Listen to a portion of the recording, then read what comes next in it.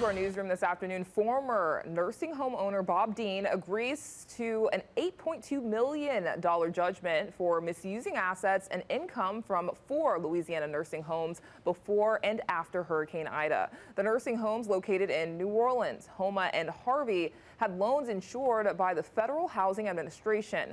The settlement resolves allegations that Dean and his companies violated the National Housing Act of 1934. Prosecutors say that the actions took place as the facilities were impacted by the hurricane earlier this year, and Dean pleaded no contest to several crimes after sending more than 800 elderly residents from his 7 nursing homes to ride out Hurricane Ida in a crowded warehouse. So 7 people died in that warehouse. Dean was sentenced to probation for 9 years.